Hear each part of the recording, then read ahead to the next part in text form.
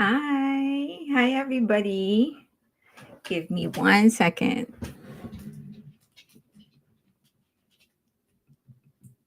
I'm trying to open my lamp. There we go. Hello. Hi everybody. Let me say hi to everyone. Phaedra, street fun in case I fall asleep. Don't fall asleep, Phaedra. Fire butterfly, but thank you. Thank you, Phaedra. Fire butterfly, Leah, Amy, Shelling, Lindsay, Eliz, Cindy, Z, Jean Mark, Marie, Iris, Namhar, Jelma, my dog is trying to get my attention, Cindy, Reg, Evie, Angel Star, Beth, Sida, Dodger Girl is on Twitch, One Hot Sean, Rachel, Rhea, Carol, Darlene, Crystal, Celeste is also on Twitch. Ruthie, TLT, Rosie. Okay, here he comes. Hello. Okay, let's get your pillow. Okay, comfy, comfortable, baby. Um, TLT, Rosie. Where was a hand painted paints? Fire Butterfly is also on Twitch. Helena, Phaedra. This is pressure. You can't fall asleep. Leah, Melva, Rosani. Magandang umaga. She's saying good morning to all. Tara, Elizabeth, Drummer Squirrel, Apo Bangpo, Mandy J. Is squirrel your favorite like animal and you're a drummer? Julie M, Tara, Doomsday, Melanie, Borowinkle, Evie. Evie is also on Twitch. Hi there, back there saying hi to you. Blue Cherry, Consuelo, Ako 613, 613 Bangtan. Leah is also on Twitch, just my opinion. So many people are saying hi to you, baby. Claire, Deva Kasanu have it. Yeah, he suddenly decided to take the attention away from me. Um, Iris, Julia, Bang Luna said I made it. Sylvia, Madu is on X. Hi, Madu. Nuvu, Juan, Joanna, Tickle World. Rhymes with Drummer Girl. Okay. I am Claudia, Wendy, Cindy, Michelle, Sylvia, Julia. Okay. Hi, everybody. How are you all? I'm trying to make my dog visible to everybody so you can see him. Hi. Say hi. So he was not feeling well for about 2 days. We went to the beach this weekend, Sunday, and when we got home, we were already at the beach and he wouldn't like he took a small amount of food and then he just didn't want to eat anymore. And then for the next day, he wouldn't eat and he would drink very little. So I was very worried. And he wouldn't play. He had no energy. And so, but I had to go back. I had to go to work. So I was living him. My mom would take care of him when I'm not around. And then one day, my mom was like, so the one afternoon, well, yesterday, my mom told me, oh, this is TMI, by the way. he, like, his discharge was really huge. And he thinks that Devak ate something, accidentally ate something in the beach, which made him, so that's why his discharge was so big. But now he's fine. He's fine now. Yesterday, he's back to his old self. He was pestering me and my mom. So it's okay now. Hi, Marie. Uh, okay, that's terrible. I know, right? But he's okay now. He is doing well. Um, okay. Thank you. They said you're pretty. Where is that? Chrissy said you're pretty. Okay, so that's dog parent talk. We all do it. I know. So, um, wait a minute. Was it someone was supposed to someone was supposed to post their video uh of the J-Hope challenge? One of you. Who was that? The Bio Explorer?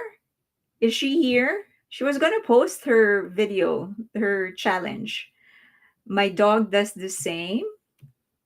Whenever I talk online, she gets up in my lap in front of the camera.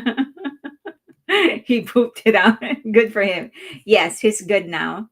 Um, where is the challenge? Yeah. Where is she? She's hiding.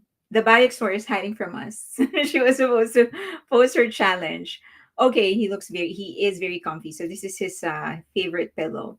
Okay, so just wanted to get this out. Well, I wanted to start early because we have a lot of things to cover. I First, let me get this out. If there is anybody, if you have relatives who want to, friends or relatives or whatever, who want to come to LA, like they're from out of the country and they want to come to LA to watch the concert, you guys can use my account to buy my Ticketmaster account to buy a ticket. I'll buy the ticket in your behalf, and then just send me the money. I'll buy the tickets just because there's a lot of problems with the ticketing in J Hope's concert. So, hi Carrie.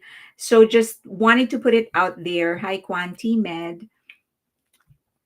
Happy to catch your live tonight. Um, so so let's go through the issues of the ticketing. This is because I'm so pissed with what's happening, and it's certainly not anybody's fault. I mean, it is Ticketmaster's fault, definitely not J Hope's fault. So we know that during the pre-sale, the tickets were actually sold out because I personally went to the pre-sale. I tried to get tickets for like New York, Dallas. I wanted to get tickets just to resell to armies at cost because I knew there scalpers were going to try and get some tickets. So I tried my best to get tickets, and my Patreon community would know that because I was posting screen caps of my experience. Like while it was happening, I was actually posting it online. Like I think in the first day I was when I went in, I was 57 thousandth on the line, something like that. So it's like, oh my God, I wouldn't stand any chance because I knew if I'm 57,000 on the line and the venue was like 18,000 or something less than that, what chance do I have, right? So anyway, I went through the entire experience just to see how it's gonna go. And by the time it was my turn, this is what came out. Tickets are sold out now. Check back soon. And this is not an isolated experience because someone else from Patreon in our Patreon community experienced the same thing. Tickets were sold out. So we couldn't get any tickets anymore. And this is just one screen cap. This is just for New York, but I tried Dallas. I tried everything else. And every venue was sold out. So if it wasn't sold out, I would have tickets because I was trying to buy just for other armies who couldn't get in, who wouldn't be able to go in. And I wanted to be able to sell to them at cost. That's why I tried to get tickets, even though I knew I won't be able to go to New York or any other venue or any other state other than my home state, which is California.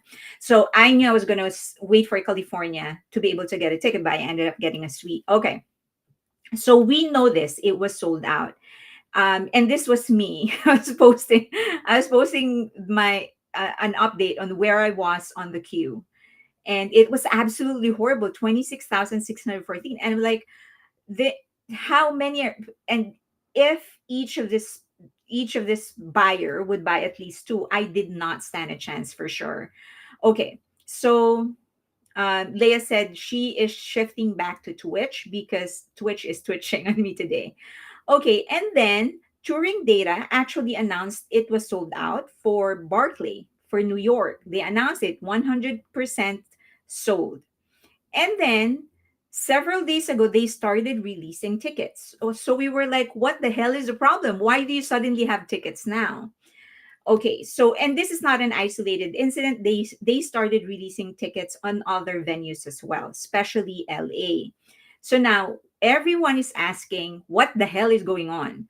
Why is Ticketmaster suddenly releasing tickets? Some and many of those are actually cheaper when they first sold this. So we were like, okay, so we need to get to the bottom of this. What's actually going on?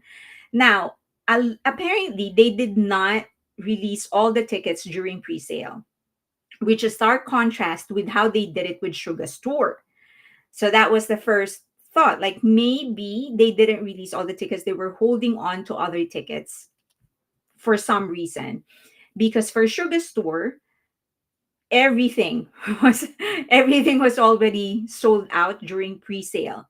Army member pre-sale, it was sold out, and there was very little scalping that happened.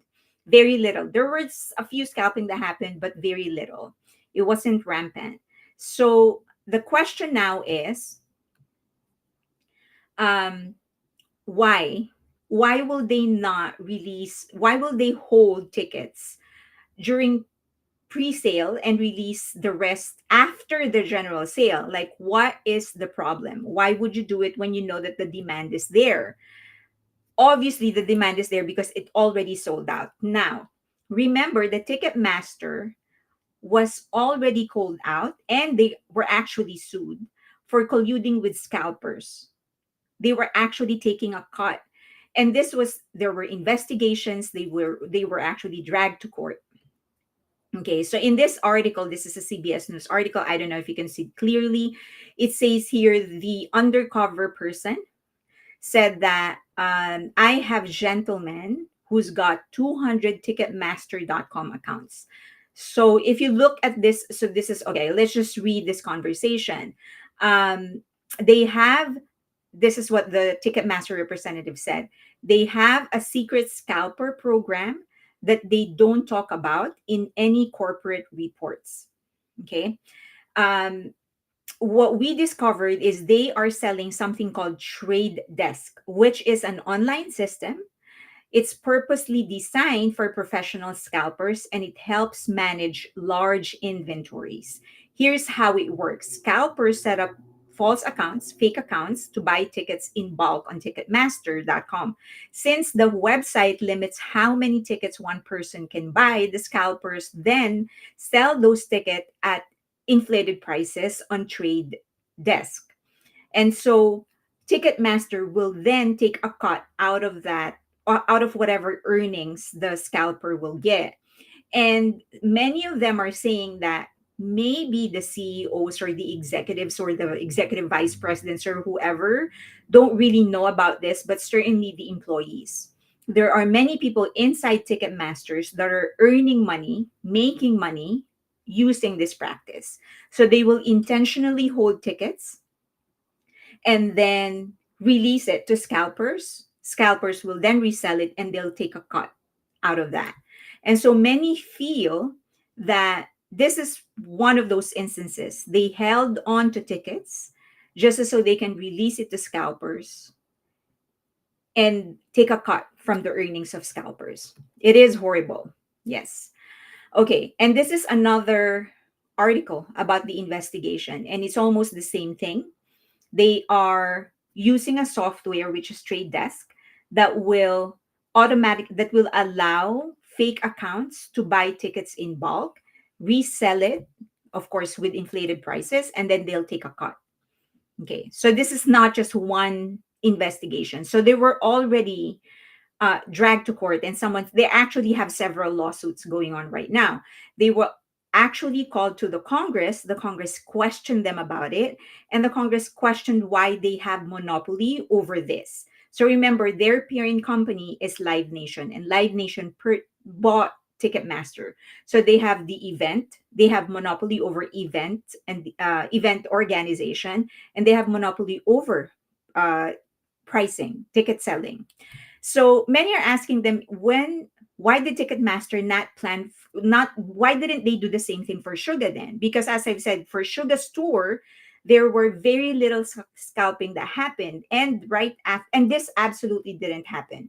After it was sold out, they weren't Ticketmaster was not releasing any new tickets anymore. There were some who were reselling them the usual way, but not this way anymore. So um, someone said, well, they didn't know that the demand was going to be high for D-Day. So they didn't set it up for Suga.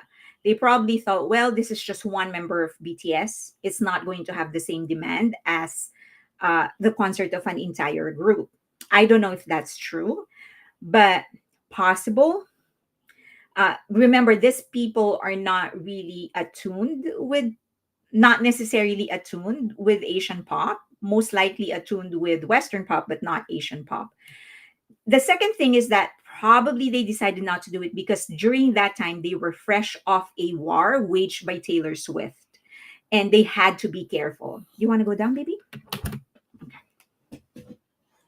Say bye bye. Say bye bye. Say bye bye to everybody. It's like, say bye bye. Say bye bye. Bye, Dembo. Say bye bye. Say bye bye. Bye bye, people. Bye bye, people.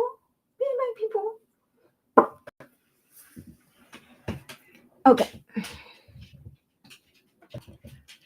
Okay. Um. So can we not complain? Okay. Let me. We'll try to do something about it, but let's go through it first. So they were fresh off a war waged by Taylor Swift and had to be very careful. So probably they laid low because this talk about um Fire Butterfly said there's, oh, where is it? There's Min Heejin fan club number one on YouTube. Well, she hasn't said or he hasn't said anything yet, so let's give the person the benefit of the doubt. Okay, maybe this is he or she's just trying to be funny. Okay, let's continue. So they were fresh off a war with waged by Taylor Swift. As you know, she was very pissed because of all the system actually just crashed on her fans when they were trying to buy tickets. It crashed, and then same thing. She was fighting the scalpers, and so she actually she was the reason Ticketmaster was called on to Congress because of her because she really complained. She really made noise. So maybe that's one reason Ticketmaster decided, okay, let's lay low and not do anything for a while. Okay. Okay. So now another question that other people are asking, did limiting it to US buyers affect the demand? I don't think so. And this is in all honesty. Even if they limit it per state, like LA only, New York only, I have absolutely no doubt J-Hope can sell out SoFi. Absolutely no doubt. And I've said that many times on X, I've said that many times on Patreon. He can sell out SoFi. So no, I don't think limiting it to US based buyers affected the demand. I think what affected everything else is another problem altogether. And that is the fire in California. So as you know, there were yeah. So as you know, there were I think about uh I think more than 20 areas affected by the fire, and at least 15,467 structures have been destroyed, completely destroyed. Like you cannot use these houses. And there are not 15,000 homes for sale in the area. So essentially, there are 15,467 families or individuals that needed a home. And many of these areas that were affected by the fire were residential. So they actually owned the house and the lot. It wasn't like they were renting. And so if you're paying for a mortgage and now this happened, what's going to happen to you can't fix your finances in a month. And so I think Big Hit and J Hope and even Ticketmaster were fully aware of this situation. However, and that's the reason they decided to delay the selling of tickets in California. But they couldn't, but 1 month of delay is not enough for people to recover. I've mentioned this before and I'll say it again. Not everyone is settled. Like the people that lost their homes, that lost their properties and businesses, not everybody is settled. Um, so that means that they are tight on money. I think that is more of a problem than actually limited that than actually limiting it. That was more of a problem than limiting it only to US buyers. Now the other problem is that because they limited, now it could have, if they allowed other buyers from outside the US to buy, then it could have filled the gap. That's, yes, that part is true, they could have filled the gap. But many of the people, many of those who failed to buy tickets for the concert actually made out other plans already, because you know how it is with BTS. Once tickets are sold out, that's it for you. You won't be able to buy it because people are actually using the tickets. And so many of these people actually already made other plans. On X, people were already booking their tickets, booking their hotel for June to go to Korea, because they felt like, well, since we couldn't watch the concert of J-Hope, we might as well just go to Korea in June. We have this money saved for a concert and we couldn't do anything with it because we couldn't buy a ticket. Might as well just go to Korea. And a lot of them actually bought tickets already, made arrangement right around the time when the seven of them would be discharged already, all at the same time. And so by the time they released all of these tickets, people already spent their money making other plans, booking other hotels to another country, which is South Korea. So this Ticketmaster releasing all of these tickets, this is just all effed up. It is all so messed up because a lot of people were so pissed. They wanted to buy they wanted to buy the tickets so that they can watch the concert. And when they couldn't get tickets, they just decided, okay, we're just gonna go to um I can't just, okay, pause on this. I don't see this Min Heejin fan club. If she's leaving comments, I am not seeing her. So, so I can't block her because in my tab, she's actually not appearing. Okay. So, but if she does, and if she says anything, then I will block her. Okay. So, as I've said, many armies already booked tickets to South Korea for June of 2025. They couldn't buy the tickets for J-Hope's concert. They made other plans. And as you know, we are 100 days away from actually having the seven of them together again. So it's a little less for Jungkook and Jimin and RM and V. They're gonna get discharged earlier, but for the seven of them to be together, it'll be under 100 days, around 99 or 98 days. So people are just excited to see the seven of them together. Again, they couldn't buy tickets for J-Hope. Might as well book a ticket to South Korea for June. And imagine people doing this, even though they are not sure there is going to be there is going to be any kind of activities. They're not sure if there's going to be any kind of activities. They decided they're just going to do it anyway. Okay. So that's how strong the market is. Okay, so the other thing is that Ticketmaster is actually buying back the tickets for one third or one half of the price and then releasing it back to market. So what's happening is that there are some people who by accident or other circumstances had to resell the ticket back to Ticketmaster. What they will do if you post it is that they will offer to buy the ticket um, for a half or for one third of the price. And then they will sell it and then they will post it again available. So they're making twice the revenue that they will be making twice the revenue for the same product. So it is greedy. However, some people are claiming, specifically Ticketmaster, that they're actually doing it to discourage scalpers from reselling, from doing this again, basically. They want to send a strong message to scalpers that we will buy back tickets. Okay, I see her now. Now I can block her. um, okay.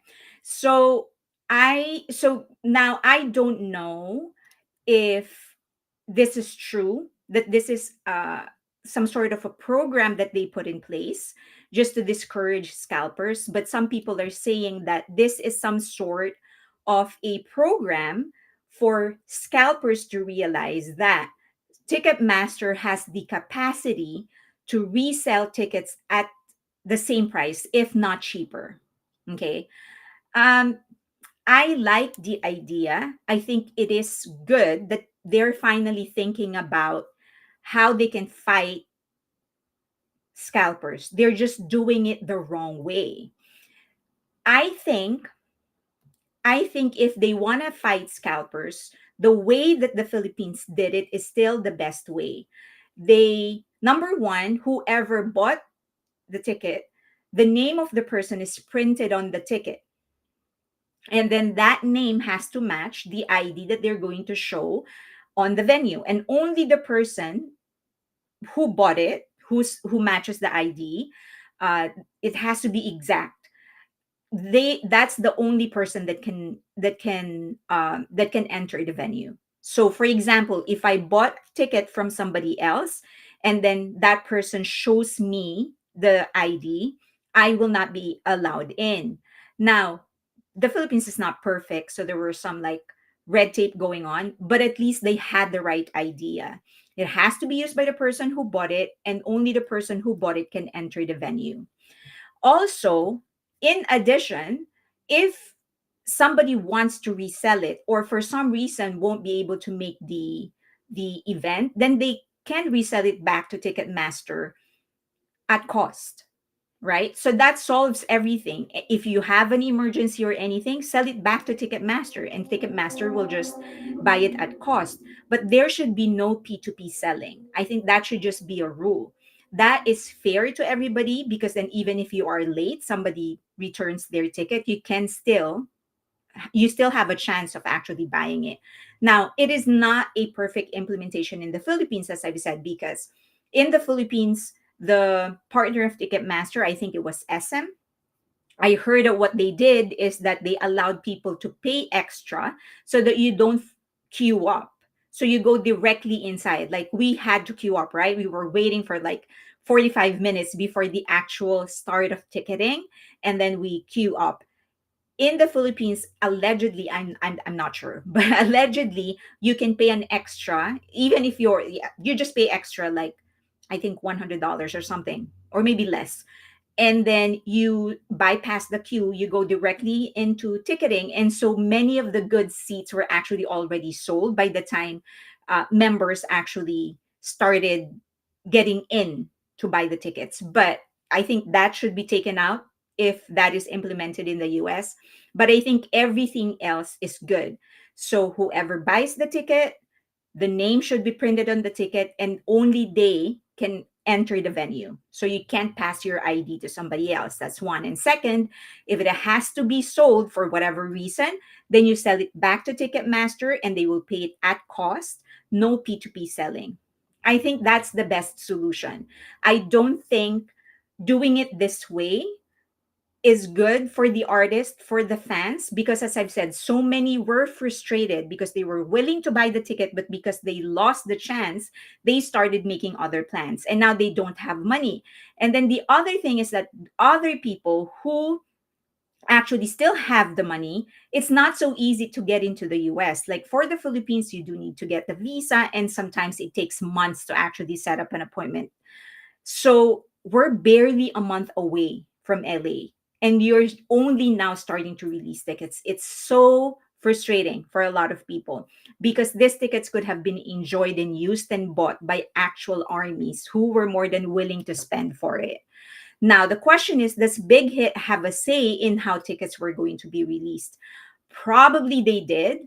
Um, Remember during the PTD, during the SoFi um, permission to dance, they nobody was able to buy tickets because it was purchased by all the members. If you're a member of SoFi, you can purchase the tickets automatically, so no, practically nobody was able to buy it. um, Now when they did another semi-residency in Vegas, that was taken out, so there were no pre-sale for members of the venue. The pre-sale started with army membership. So I think they can demand and set the rules for themselves. Another thing is that someone said in Ticketmaster that, yeah, the only limitation is technical support. Like if they want, for example, if Big Hit wants to do something that they don't have the technical capacity to do, then they won't be able to implement it. That's not a lot. I mean, as the assumption is that they're the biggest in the world, so they should be able to do it. So other than that, Big Hit should be able to demand what it is that the how the ticketing is going to go. So that is the only thing. um I think for now, that is the only solution for this, avoiding the scalpers, allowing armies to actually have the chance to buy the ticket and enjoy. Because I keep on thinking, my God, when it is OT7, when it's BTS's turn to actually go on tour, this is going to be war. And if we have all of these kinds of inefficiencies and problems and greed, it's hard enough to compete with 40 million armies to try and get tickets for a venue that's like 40,000 or 50,000 or 60,000. And then you have to contend with such inefficiency from Ticketmaster. Okay. Um, Now, what can we do? What can we do? Number one, the thing is that we should just tell everybody, just tell everybody that there are tickets available and that some tickets are actually cheaper than their original price. Some tickets they're still putting in platinum, which is also, again, very, very frustrating with all the problems that people are experiencing. They're still taking advantage of these people.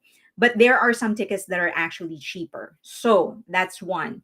Tell everybody that there are tickets available.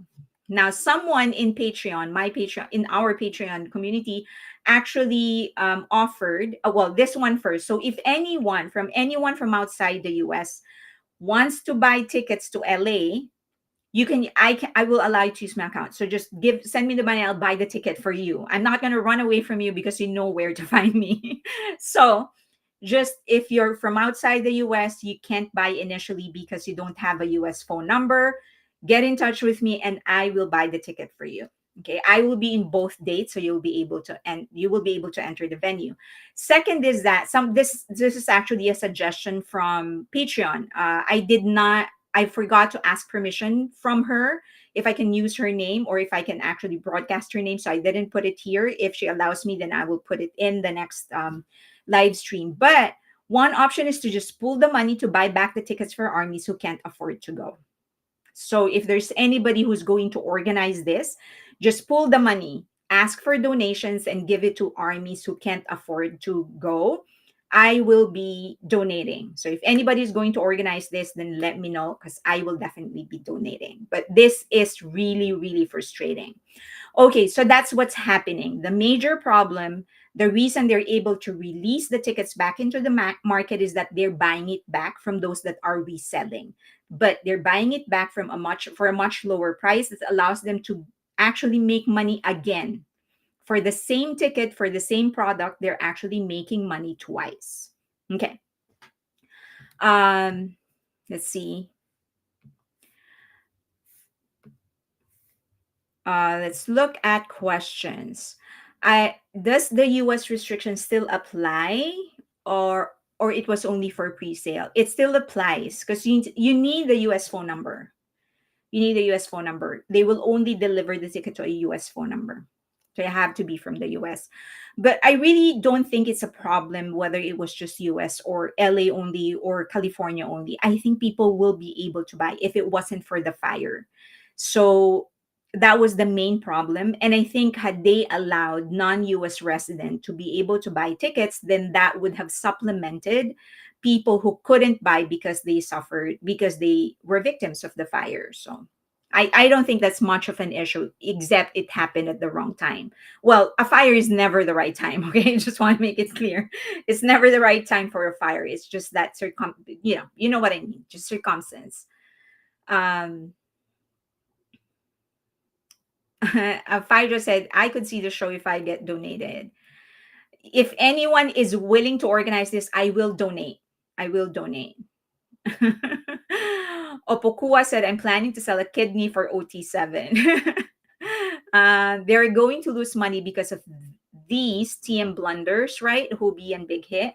Well, not really, because the tickets were already sold out. So remember, for all the other venues, so they released Dallas, sorry, not that, Texas, they released Chicago, New York, they released all of those first, and those were already sold out. So they got their money already. The only problem is that many of those people were selling it back. So I maybe because they had to, because of certain circumstances, or maybe because some of them are actual scalpers. And now the scalpers probably realize that, so this is just pure theory. So a lot of armies have become very aware, and they have a certain resolve to not support scalpers anymore. So I think when some of the scalpers managed to get some tickets, they were just not gonna buy from a scalper. Never mind. I'm just gonna go to South Korea, book my ticket there, book a hotel there, and see the seven of them together as seven. So I think the reason they released the tickets late is that the scalpers were actually holding on, hoping that other people will buy what they were selling. And after some time, I guess they realized that they weren't going to sell the tickets, and so they decided to sell it back to Ticketmaster, who bought it for a much lower price. And that is why they are releasing so many tickets such short notice. I mean, when is the first concert and they're still releasing tickets? So in the answer to your question is that Ticketmaster and Big Hit already got their money. It's just that we don't want empty seats during the concert.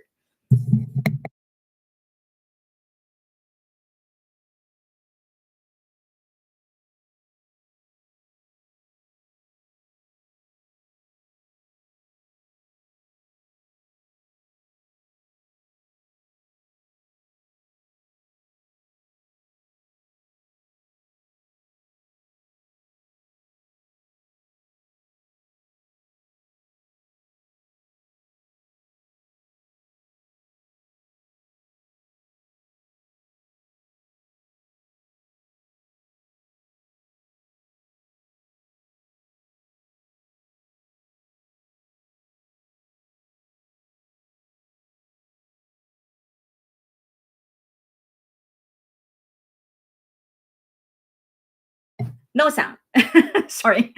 Okay, I'll say that again. So for what Lara was talking about is that for in the Philippines, the partner of Ticketmaster was SM Ticketing. SM is a conglomerate, one of the biggest companies in the Philippines, and they have several businesses, including department stores and malls, events, and now ticketing.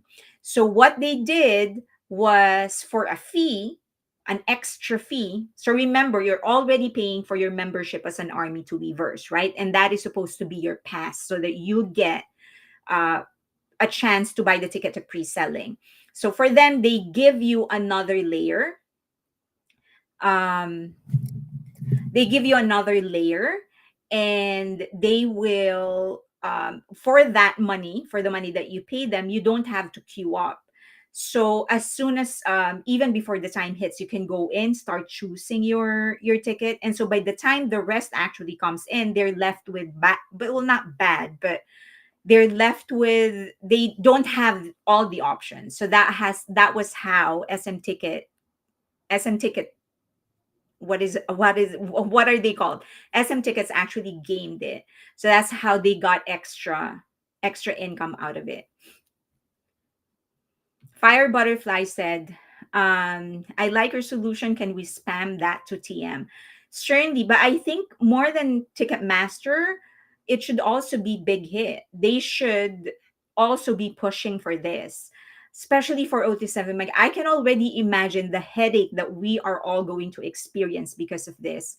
It's just, I so I hope somebody puts this forward to Big Hit. I hope somebody puts this forward to Ticketmaster.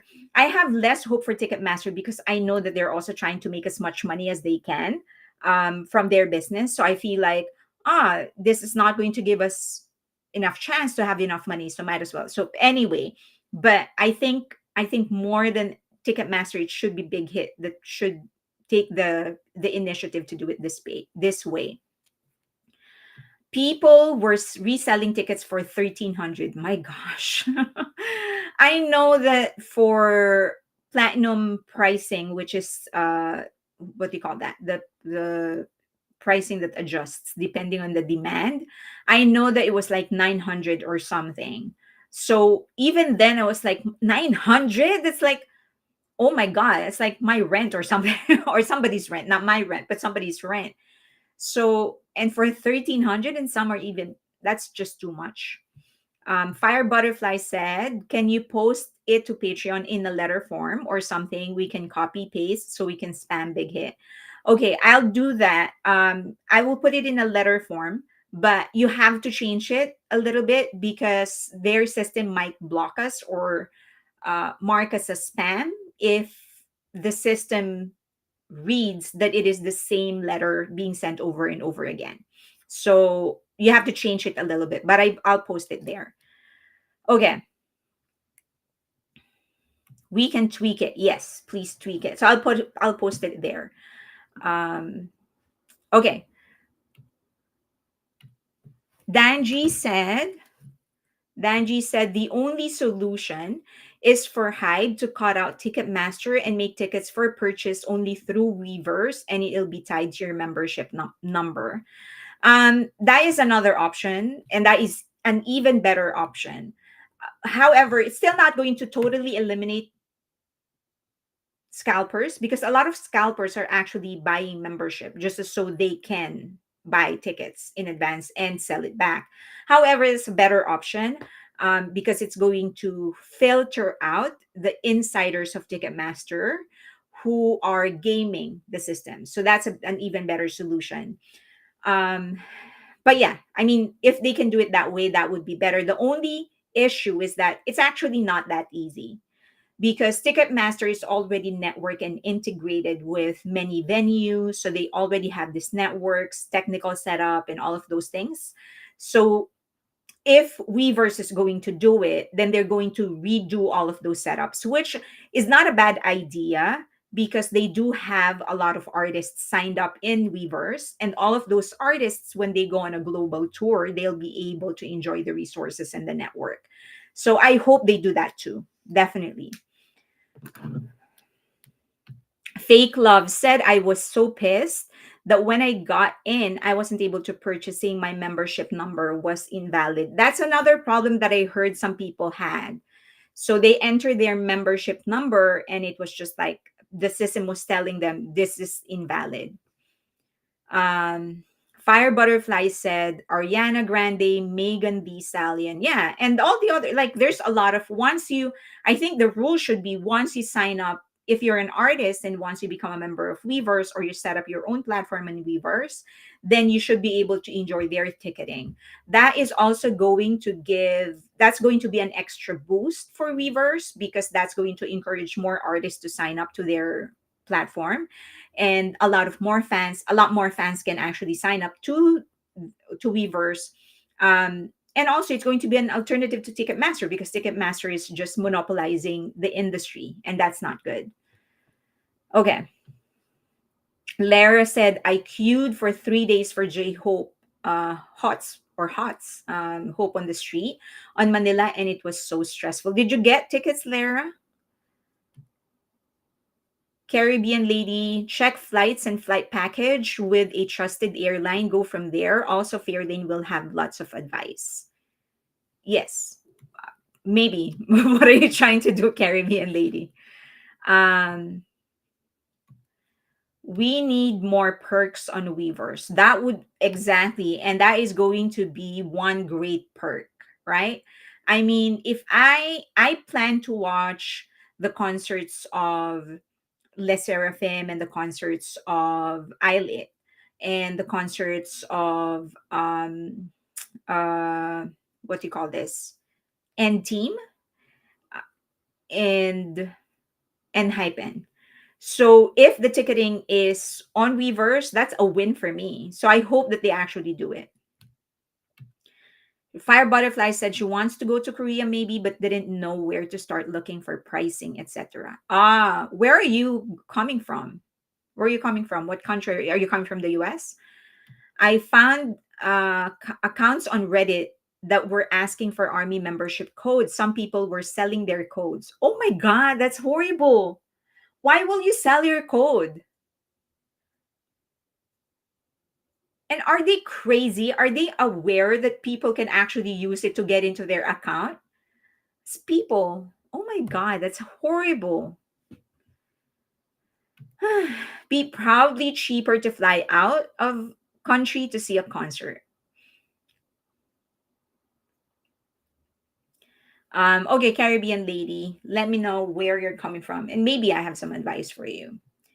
Okay, so I guess if we try to concentrate just on the solution, that's what we need to do. One is let as many people know that there are tickets available, and some of those tickets are actually good seats, and some are actually being sold at a much lower price. Some are still being sold for their platinum price, but some are actually cheaper.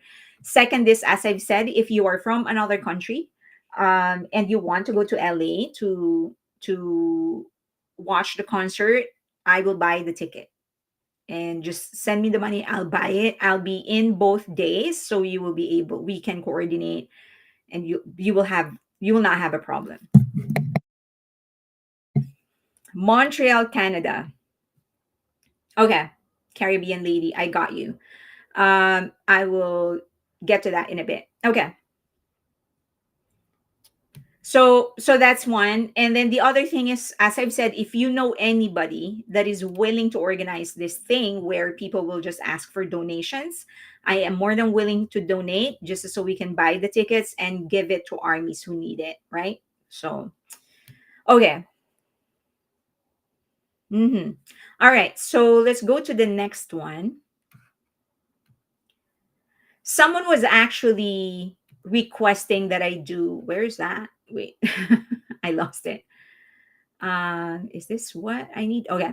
So someone was actually requesting that I talk about the Kim Sae-ron issue. Um, the only reason I haven't talked about it would be two things. For those who don't know, are you all aware of that issue? Let me know if you're all aware of that issue. Passed away, and she wait. Okay, here it is. So Kim Sae-ron is an actress. She was a child star, and she got into a drunk driving accident.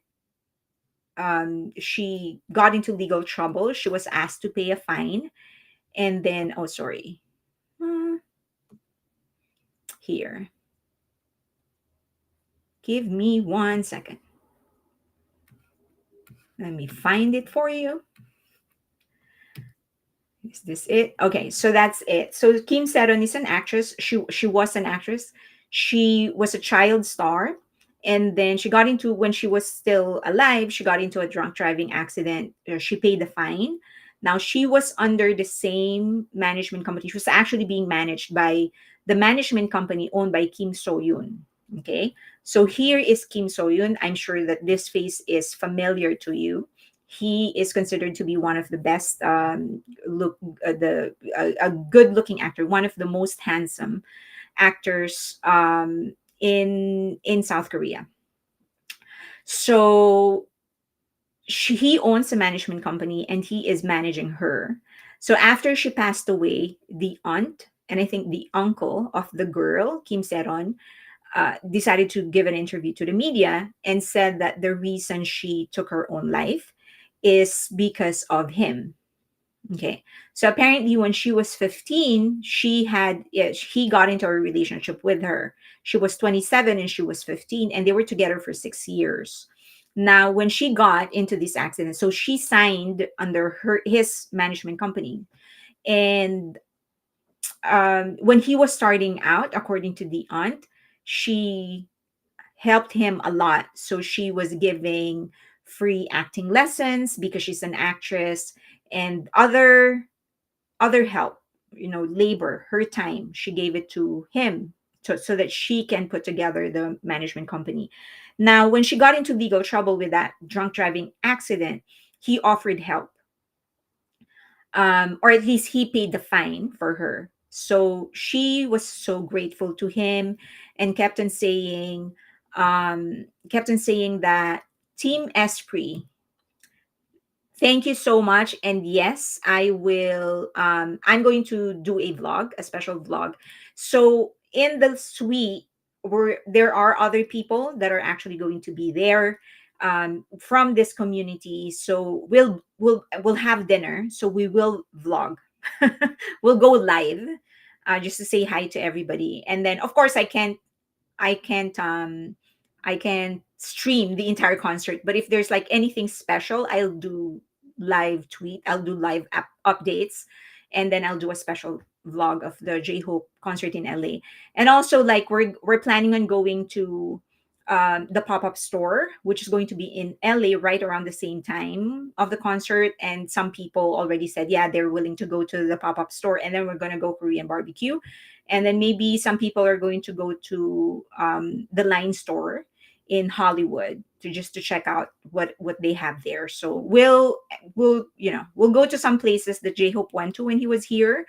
Um, Maybe we'll go drive through in the same In and Out where he went, and the same restaurant where he had lunch with his sister. It was such a funny. I don't know if you saw it, but and I Live Alone, he met up with his sister. And it was so funny when the sister was paying. Of course, it's always the older sibling that pays for the bill, that takes the tab, that picks up the tab. And it was just funny because his hand was on behind his back, so he had no plan of actually paying. And I was like, this billionaire has absolutely no plan of actually paying for his sister. But that is understandable. As I've said, in Korean culture, the older sibling is actually the one who pays. But it was just so funny to look at. He's still, like, after all of these years, all of the successes, and he's still the younger brother. It was so funny. Okay. So going back to this issue, so for Kim Soron, what happened was, so he paid for the fine, but apparently eventually, like several years after, so according to the aunts, Kim Seron had nothing but good words for Kim Soyun even after they broke up. It was like he's so kind, he's so nice, and whatever. And what she intended to do was to lie low for a bit, because that's what you do after you get into a scandal in Korea. And then once she's back, to start paying back the money. But Kim So-yoon allegedly sent a demand letter to her, asking her to pay the money right away or they will sue her.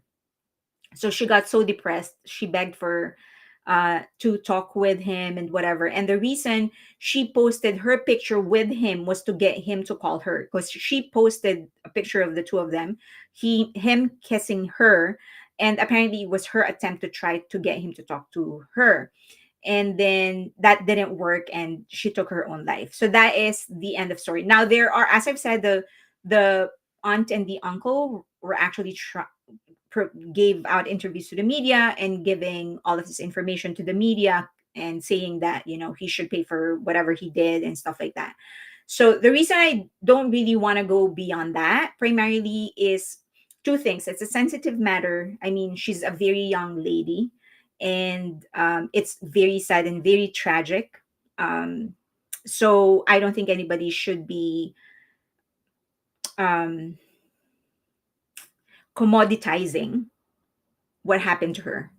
So it wouldn't feel right, right? Because yeah, based on what this the aunt said, she like, it's heartbreaking the life that she had after that. I mean, okay, so that, let's just stop there. Okay, now, however, I also know, and this is just my stance in general. I think everybody deserves a day in court. So I think this everybody deserves to be heard. So people already passed judgment on her when that drunk driving incident happened. So I don't want to do it to anybody. I certainly don't want that thing to happen to me. Meaning, if it is my turn, when it is my turn to make a mistake and people learn about it, I hope people will have enough grace to listen to my side of the story. So before they judge me. And so I feel that it's really looking very, very bad for her. For him, sorry. It's really looking very, very bad for him because they released letters, text messages. So it's not looking good for him. But at the end of the day, we have to assume that people are innocent until they're proven guilty. So no matter how difficult it is, I do think that he deserves a day in court. He deserves to be heard. So that's it. It's just that I got a lot of message on X asking if I can actually talk about this. And I'm like, I don't know. This is so sensitive. All right. So let's just, that is the end of my spiel. And as I've said, I would rather that he be given a day in court. And then, then the police will render their judgment. The court will render their judgment. Okay. One Hot Chan said bullying is very dangerous. Over there, too, actors and actresses are always on a tightrope.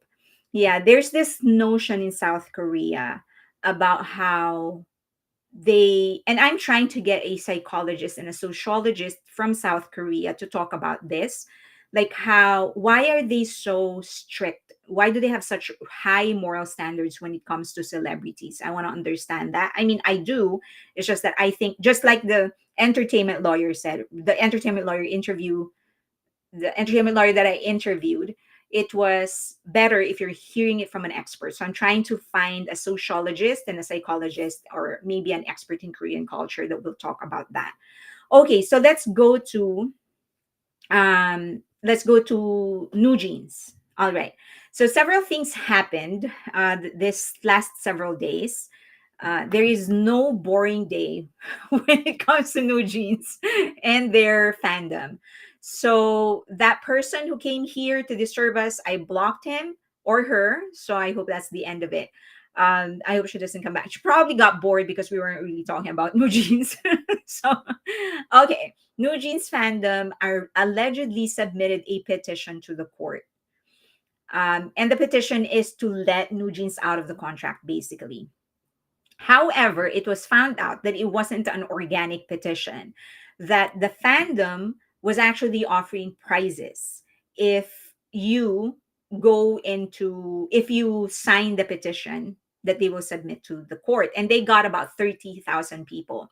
So there were prizes. The first prize is, I'm going to assume that this is like cooked chicken, not like a live chicken, right? So, okay, so chicken, two winners of one chicken. Sorry. So, two winners of one chicken. And then second place is a hamburger set. I'm not interested in that because I don't eat beef or pork. And then third prize is a convenience store gift certificate. So five winners of the second place of the prize for second place, and then five winners for third place. All right. So that's what happened, and people learned about it because they actually advertised it. So this is their advertising. So I'm correct; it's actually not live chicken; it's cooked chicken. But for those who don't understand, chicken is actually huge in South Korea. It is as popular, what chicken is to them what burger is to the US, or maybe what French fries is to the US, something like that. It's really popular. I remember we went there for Christmas, and for If you're Filipino, you would know this, but for us, we have what we call the Noche Buena. So this is our dinner, and we eat that during for on the 24th going into the 25th at 12 midnight. It's like we're welcoming Christmas. We call it Noche Buena.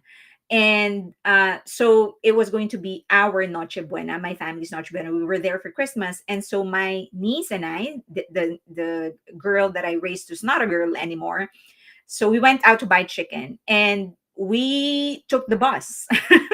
And everyone went crazy. They were like, "Oh my god, chicken, chicken!" Because they could actually smell the chicken. So that price is very attractive to them because they love chicken. Okay, so don't just snub it and say that. What kind of first price it is that for my signature?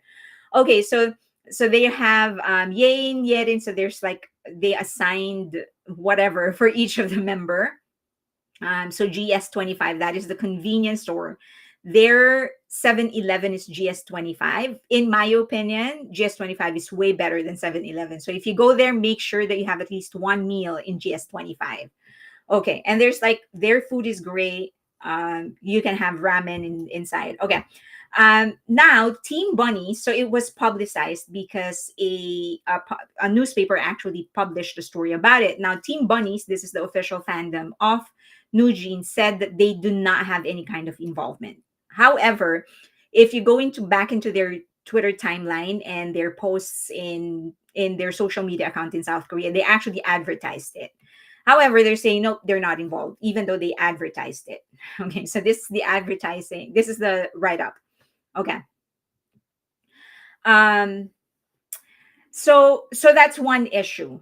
It was found out that they submitted a petition, but the petition is actually paid. So for you to sign, they're offering gifts. Now, some people will say that there's nothing wrong about it. I mean, you're just offering gift. It's not like you're forcing them. Maybe. Okay. Uh, Celeste said, "You're making me so hungry. Wendy's Frosty and fries, yummy." I know, right? However, when it comes to French fries, so French fries is my weakness. I don't like greasy food. I don't like oil on my food.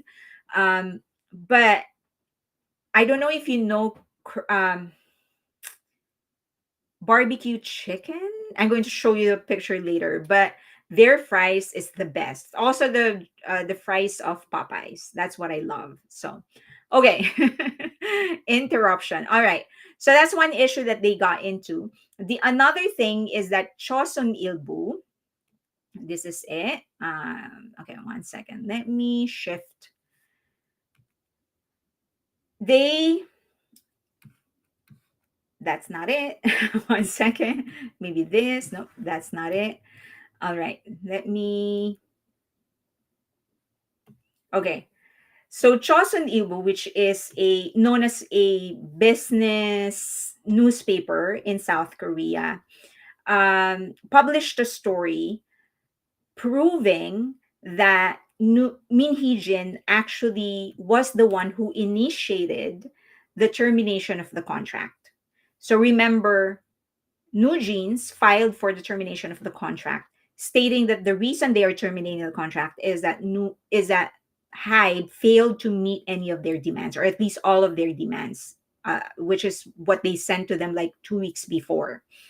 Okay, so now Chosun Ilbo published a story that uses the evidence that ADOR presented in court to prove that the contract termination notice that NewJeans sent to ADOR on November 29, 2024 was allegedly drafted by Sae-ron, which is the law firm of Min Heejin.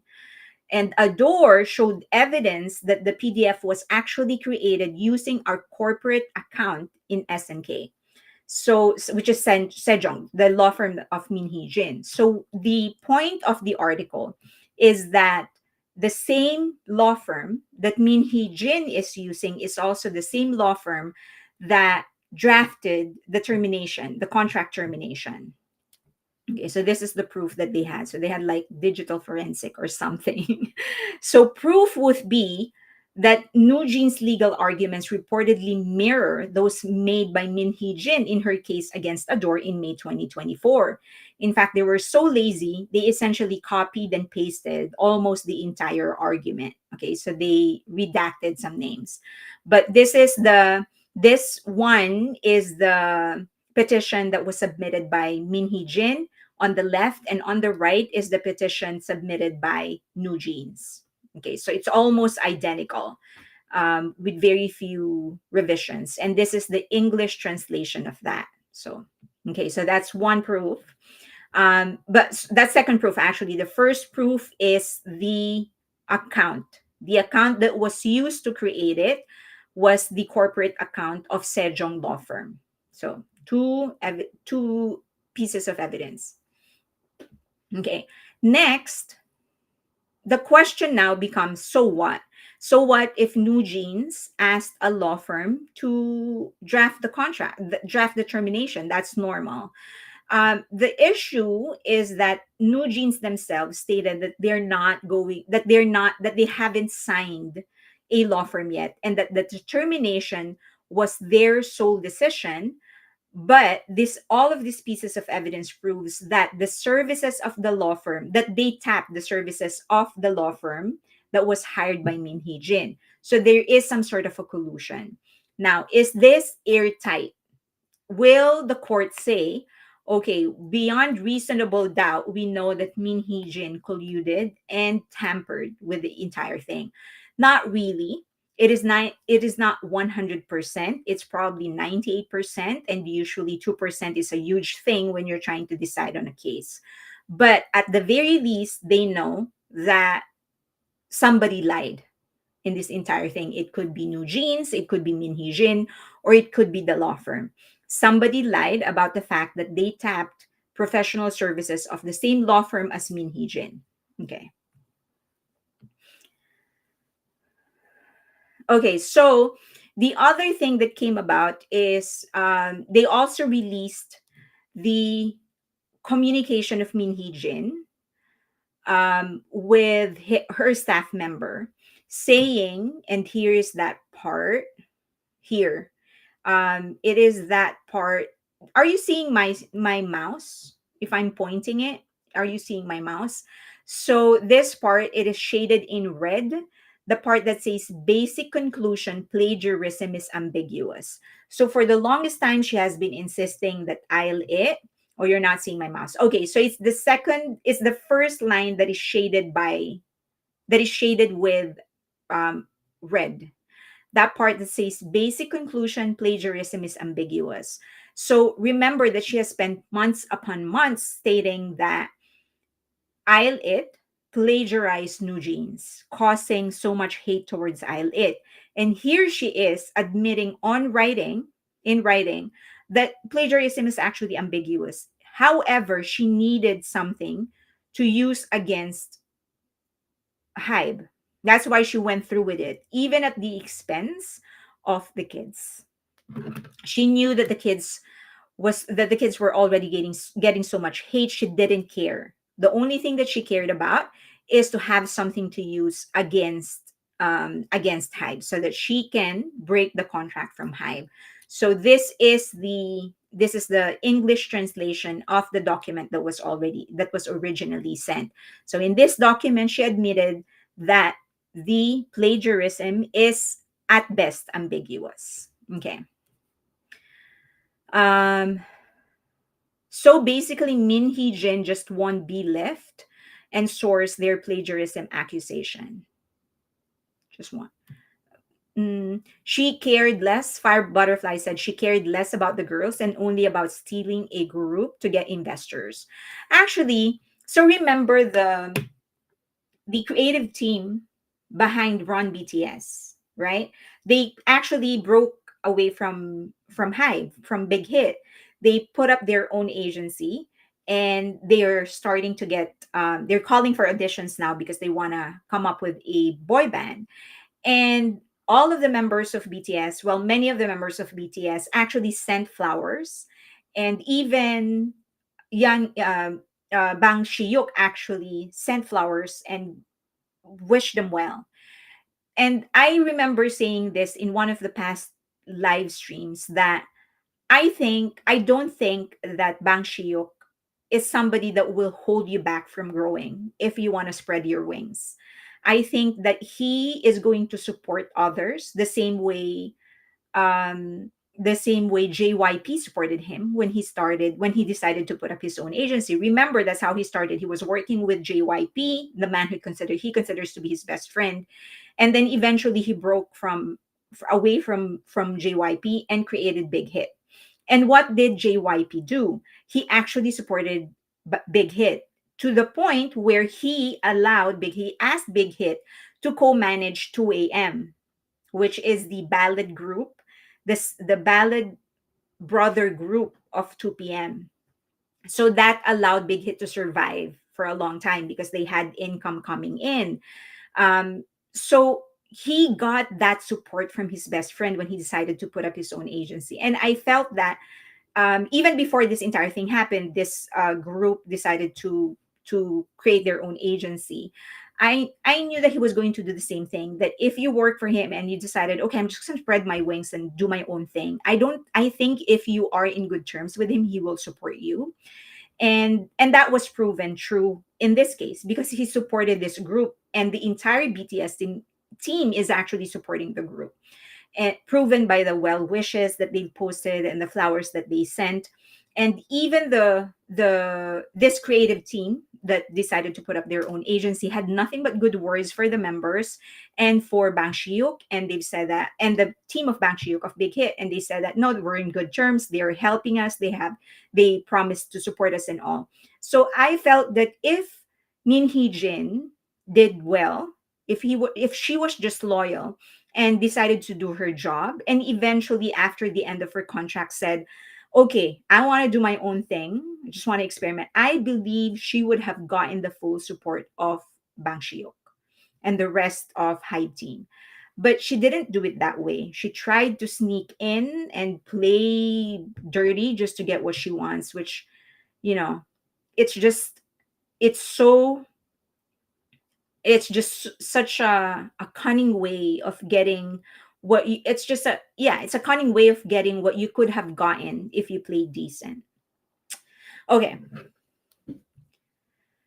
Even pushing Yoongi to join the group was him trying to help him. Same with Supreme Boy becoming a producer. Yeah, I do think though, because for Yoongi, for Suga, initially, according to the story of RM and Suga themselves, the initial plan was to actually have a hip hop group. so so I think at first that was really the intention of Bang Chi-yuk, to put up a hip hop group, so not a traditional boy band. It's just that, remember in the interview that he gave to the Harvard Business School professor, and in the book, they went through a period of dryness, like they were going to go bankrupt, and so they had to rechannel everything, they had to recalibrate their plan. So they decided they were going to create a traditional boy band. By then Suga was already signed, so okay. I love when Suga said, I have to dance. I know, right? And he turns out he's actually not a bad dancer. He's a pretty good dancer. Greed and envy. Yeah, I think greed and envy, and just so very impatient. And I admit I was very impatient when I was growing up. When I was young, it's starting my career in the corporate world, and actually that what also got me into trouble. It's just that luckily I didn't take it as far as she did. I would play politics and stuff like that. That's why I swore it off, because it wasn't my game. Um, but yeah, just like impatience is just one of the worst enemy you can have when you're trying to establish yourself and build an empire. You have to allow the process to run its course, actually. Okay, so we will know on Friday the result of the injunction case. I think, if I'm not mistaken, Friday is the last day when both parties can submit additional evidence. So And then after that, I think he's going to take 1 more or 2 more weeks to make a decision. So that's how I understood it. I may be wrong. Okay. Bang PD has an ability to spot potential in people and does his best to nurture it. Yeah, for sure. I mean, um, I think that's why P Dog is so loyal to him. I remember P Dog saying that the day he quits Big Hit is the day, or Hybe is the day that he's going to quit. He's going to retire, but he plans on spending his entire life with Big Hit and Hybe. I think jealousy is the root of most hate. Yeah, greed and jealousy, maybe greed and jealousy.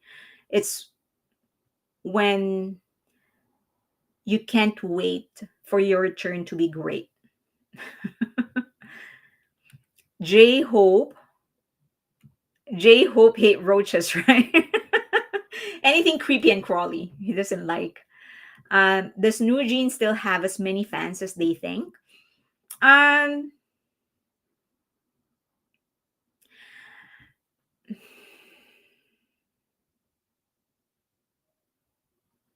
I think they've lost some. You know, in in K-pop, things move fast. So if you're not visible for a lot for quite some time, then they people lose interest in you. That's one. Second is that I do think that some of their fans are actually HYBE fans, specifically BTS fans. Some of them. I do think though that they still have a very very strong core market. They have a very strong core fandom. That even if you take out all the ones that were supporting them just because if you take them out, they still have a very very strong core base. Um, but the success, the commercial success of all their upcoming works, that's going to highly depend on the quality and how they're going to evolve. I think people are really taking for granted the pull that Hybe has. Um, and it's such a, yeah, they're a lot, you gain a lot from having such a strong network as Hybe. Hybe's network is not as strong as traditional media music labels in the US, but it is the strongest compared to other K-pop groups. So K-pop companies. So if you lose that network, if you lose that connection, then you're going to also lose a lot of the promotion and the exposure that you will enjoy if you're actually if they're promoting you. Um, a lot of armies are not supporting them anymore. Taking a quick break, Aisha is watching live at work, taking a quick break. I hope you're having fun at work. I was just talking to my friend, high school friend from high school. So we've been friends such a long time for such a long time. We've been so I've been not high school. So I think in the US you would consider that to be middle school. So since middle school we've been friends. We used to not have middle school in the Philippines. So we've been friends since middle school all the way until college, and we're still friends right now. So she visited the US, and so we were together for like 2 days, and we got to talking about work because we're 2 decades away, more than 2 decades away from retirement, and I told her that like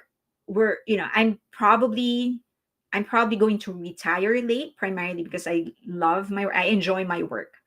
Like a lot of the times I don't feel that this is work, so I'm just like I enjoy it, so I probably am going to stay a while working primarily because I enjoy it. So if there's anything I would advise you guys to do if you still are in working, if you're not yet retired, is to find a job that you really enjoy and you wouldn't have to work a single day in your life. Okay.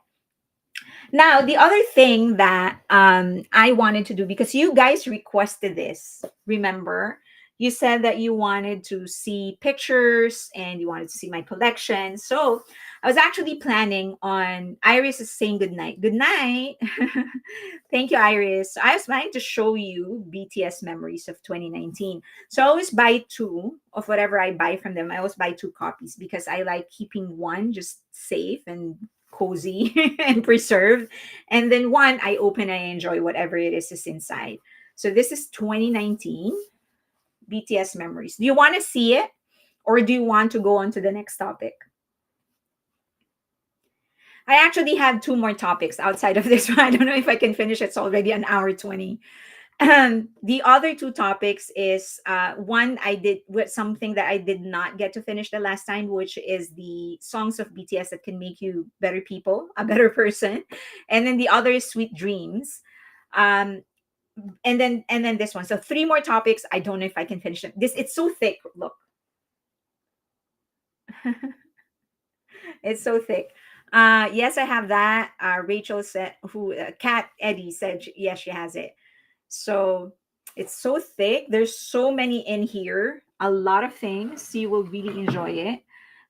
What happened was, so I actually didn't buy. I would buy their albums. I never bought before I bought this. I never bought their memories, primarily because um well, because I didn't have enough money to buy them. But I don't know. There was like they advertised this and I was like, oh, I'm going to buy 2019. And then from there, after that, I was like, oh my God, I have to buy everything now. And then I just started going back. And then after I had like the past ones that they had, I started moving forward again. I have it too. So so every one, every book actually has a photo card, and I got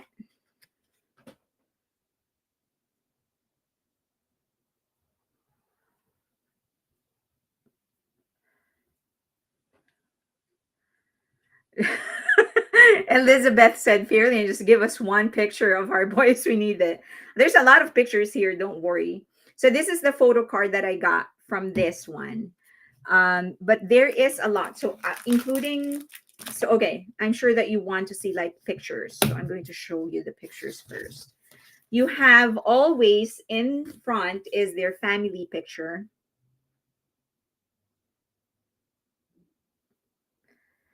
So maybe what I need to do after showing this to you guys is to just scan everything and then upload it so that those of you who don't have it can enjoy it. How is that? Sugar Rush was so confused. Is it Jimin or Suga? I know, right? It's very, very confusing. It is Jimin. It is Jimin. And then you have an accordion. I have an accordion of each of them.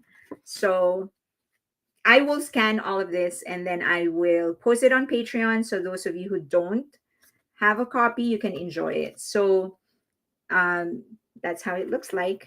And then you spread it that way and you have their picture. So let's go one by one.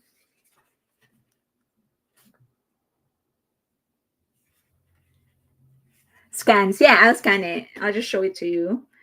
7 boys. Aren't they cute? Suga, RM.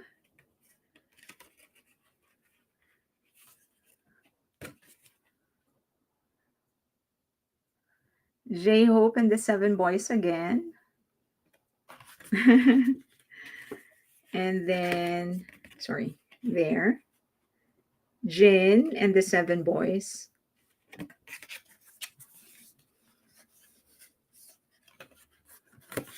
Jimin, the 7 boys.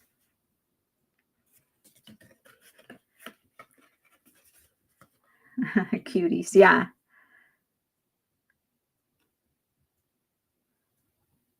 Jungkook.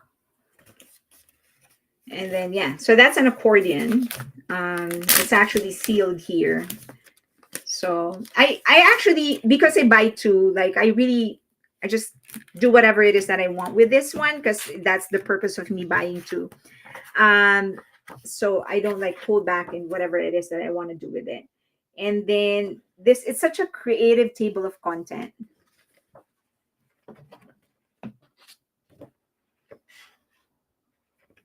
Just like that.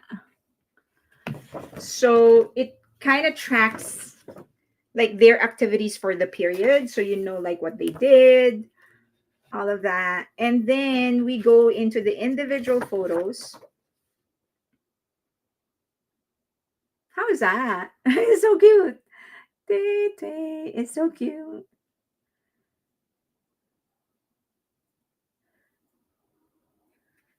So cute, right? And then RM.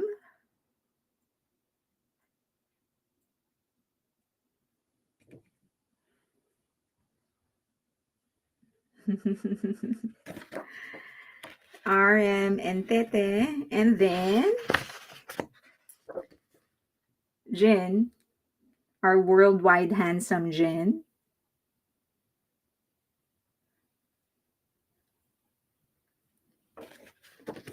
And then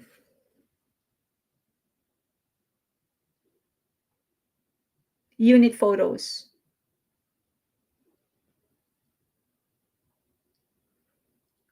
Look at that laughter of Jimin, sorry.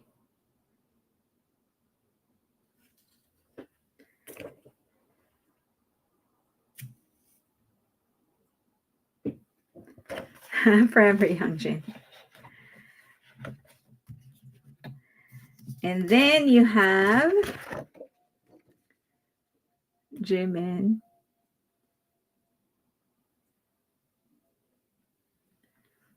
And then J-Hope.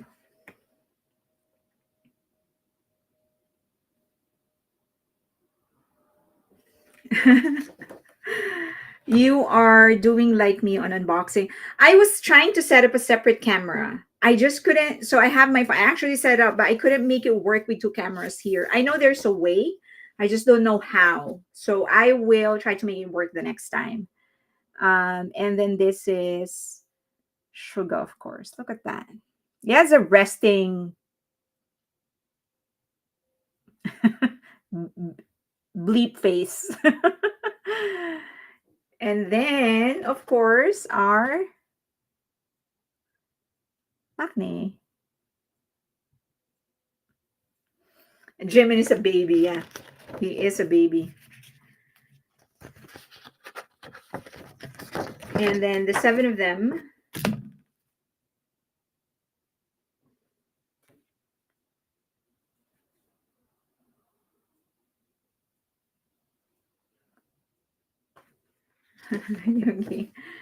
Here is Suga again.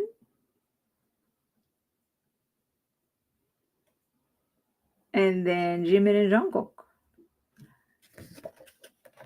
Is this similar to what? What?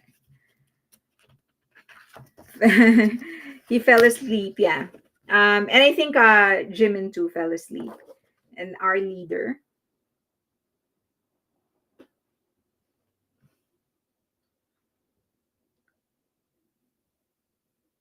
Jin.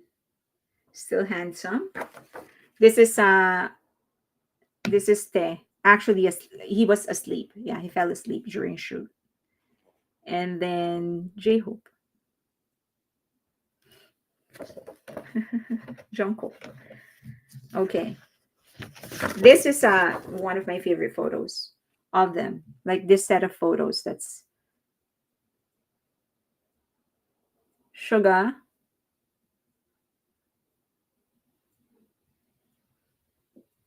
RM and J-Hope.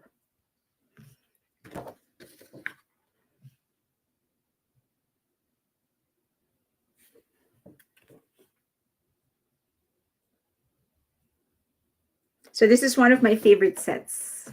I like photos that play with light.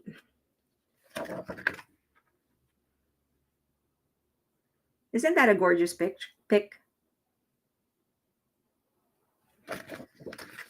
There are some you have not seen before.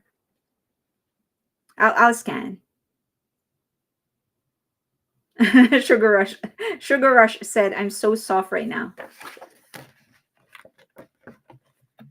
And then, oh, this is behind the scenes.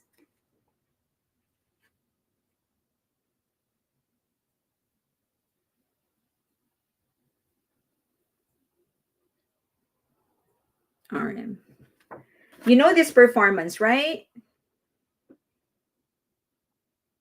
You know this performance, right? A legendary performance.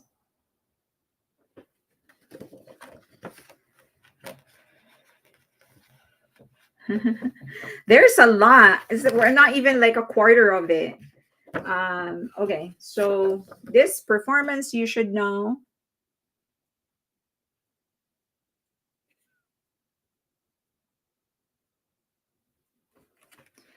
And then,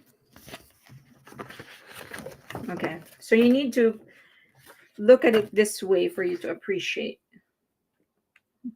Are you seeing it well? There.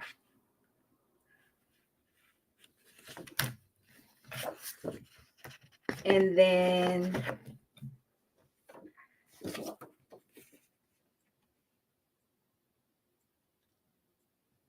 yeah.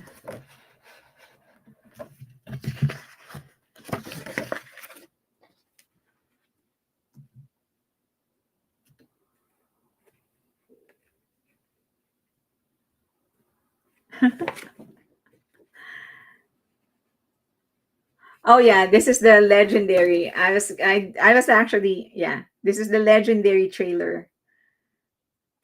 Did he face front or did he face back? Okay. And then that's Jin and Jungkook, Jimin and Suga. My favorite Slytherins.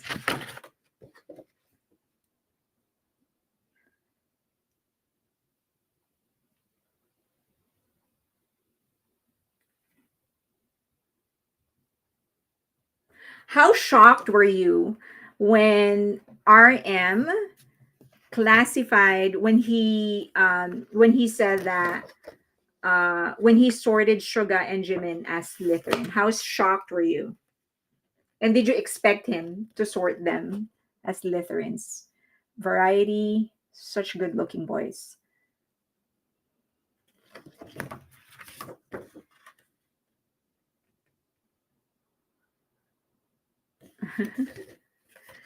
Okay, we're not even like a quarter of this. Okay, next time I really should just scan. They're totally Slytherins. Because Jimin is usually like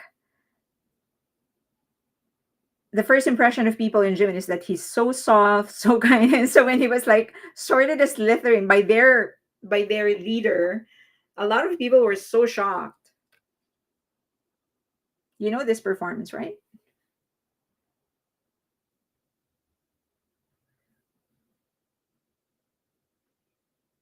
And then our leader, RM, J-Hope. No, I'm having fun. Um, so this is a lot. So I will definitely just scan some of them and then share it on Patreon. Or maybe next time, like I'll just go through, once I scan them, I'll just go through it on a slide instead of showing it here because you're not able to fully appreciate it this way. Because if you know Jimin, you know his personality. Okay, and then you go into, so by the way, there's like a chapter. This is chapter so this is chapter 7. So they tell you, like they'll let you know what month this is of the year. So like this is, so you know what it is that you're looking at. You can tell who that is, right?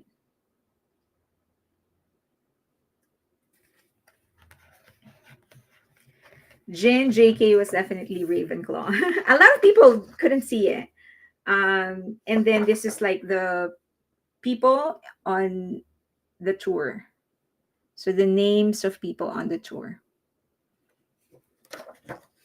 Yeah. And then they actually have CDs.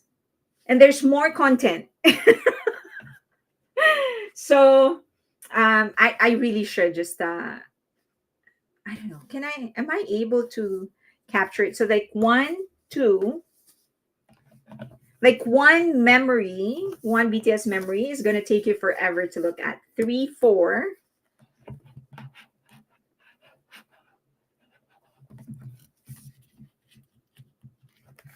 Sorry, one BTS memories, I mean. 5, 6. So 6 CDs. All right.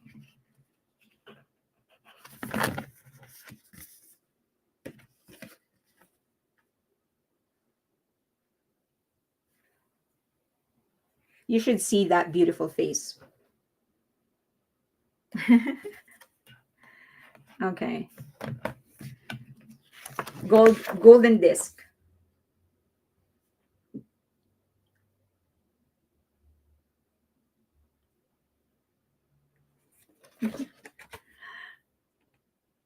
Jin and J-Hope. Sugar. And there. I remember someone like a baby army asking me, like, why can't they keep their hands off each other? Why can't they keep their hands off each other? I'm like, because they love each other.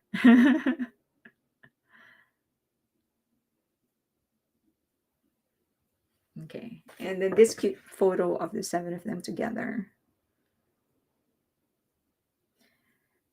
Special mention to our Q leader.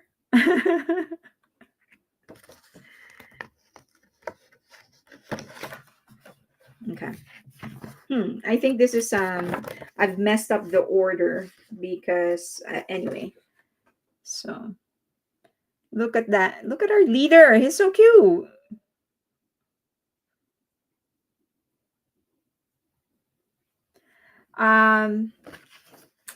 So Gryffindor, RM Engine.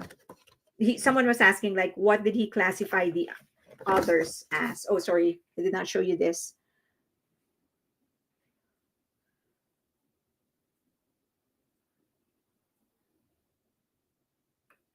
J-Hope and Jimin.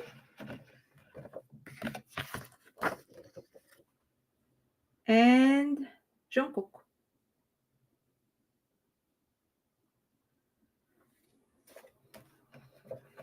Oh, Tete.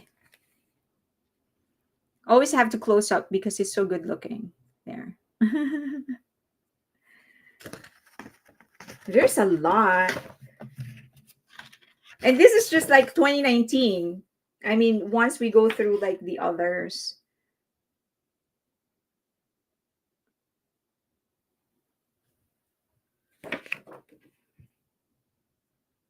Jin. So good looking, right? Jin is so good looking. RM.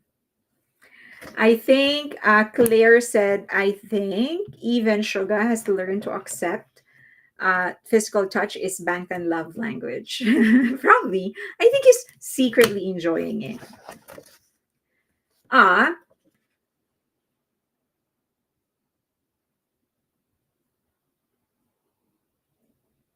My favorite hair color for V is black or that bright blue. Okay, I have this is from One Hot Sean.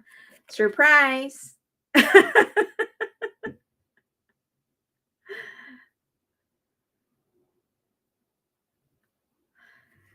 Fairlane, continue the Harry Potter BTS Harry Potter lore. You know, there's a lot who write about that. It's just that I think sometimes I get sent like a lot of fanfic in X, and I don't mind them. It's just that I don't like the explicit content. If it's like many are such talented writers, but they're so explicit in their content. Like a lot of things that this scenes that they write, it's not even necessary. I'm like, why do you have to put it there? It doesn't serve a purpose in the story. J-Hope. No matter the hair color for V, simply stunning, of course. Oh, wow, someone's going. Evie said, sadly, have to go and get up early to work. Good night, everybody. Good night. Of course, you have Jin. You want to look at Jin first before you go to sleep so that it's sweet dreams for you? Or Sugar? How's that? Sugar. You might want to stand by for this picture of RM. RM.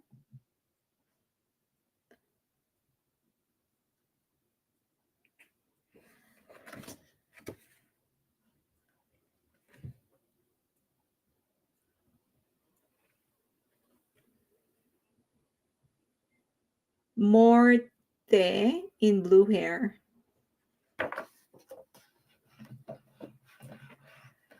They got me into the fandom, made me stay and look over my entertainment world. Life changing, to be sure. Yeah. Okay. Okay. I will do this.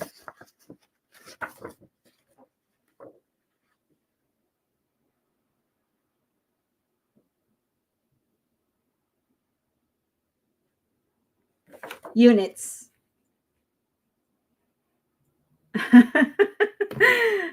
One hot Chan said, I'm detecting an RM bias from Fairlane, which I love. He's trying to, I told you about my dream, right? He's trying to convince me that he should be my bias. And he presented very good arguments, I have to say. There. Or did I show this? Jin and Jimin? Okay. I think this is one of the most common photos that they have.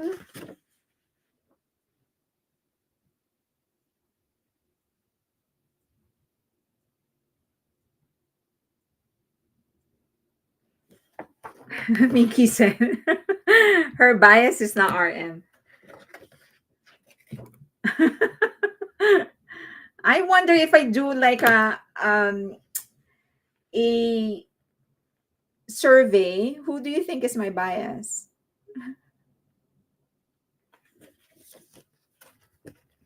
I told you there's not one. I love them for different things. Okay, let me see if there's like something. What sad thing were you talking? Were you talking to have so many pictures to give to us? Okay. All right. I will pause here. There's a lot more. Let me just see if there's anything in particular I want you to see now before I move on to the last topic.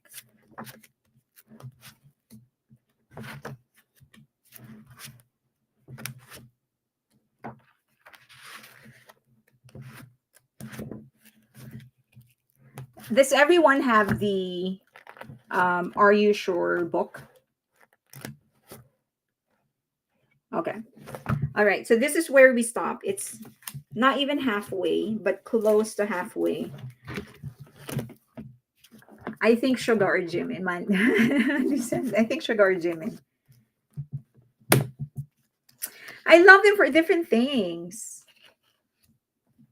I love them for different things. The reason I often mention Sugar, primarily because of the Love Yourself, because he created Love Yourself, and then for Jimin because he's the one that's ranking right now. So I often mention him because he's the one that's ranking, and then now I often mention J-Hope because he is the one with a comeback. So it's just that whoever is top of mind, like that's my bias for the moment. I love them for different things. So like if you give me a choice, like if you ask me a question on certain things, like for example, I've mentioned last time that if I am going to do my single, like for example, I'm going to sing. That's such a funny thought. Like if I'm going to release a single, I would probably get Suga as a producer because he's the one that I really like. His style of production is the one that I really like. And then I'll probably get Jimin for the melody because I really love his melodies.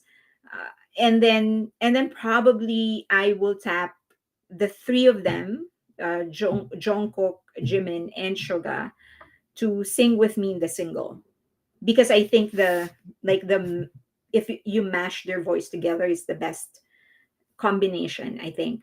um but then if you want, like, if you say that, um when it comes to like visual storytelling, I will probably go with J-Hope and V, something like that. So it really differs. It's different from whatever. um yeah. It's different. So it depends on what it is that I'm going to do. Okay. Hobie got me into the fandom during DNA, and RM got me when I saw their interview. I want to be like, oh, Fearlin loves in a teasing way when your voice becomes sweet when talking about a member. Becomes so sweet when I'm talking about a member. I thought my voice is always sweet when I talk about all the members. um, okay, so why don't we do sweet dreams? Do you want to do sweet dreams? This is actually RM lyricist. RM lyricist. Yes. Like if I'm going to write a book, I'd like to co-write with RM. I'll probably ask RM to write the book with me because he is, I think, a writer by heart. So I definitely wish that he would release a book in the future. He becomes an author and releases a book. Who who in BTS members captures your heart first when you're starting to like them?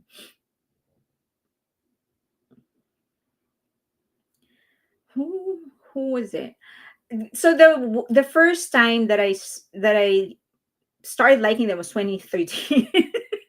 And it was actually the dance practice of um their first single. I saw the dance practice of their first single, and it was really the seven of them because I liked how they danced. So it was so synchronized and all.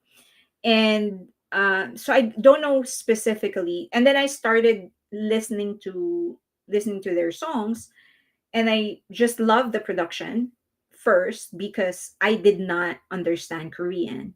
So I was falling in love with the melody and the production of the music first before I got into the lyrics, right? Because I didn't understand Korean.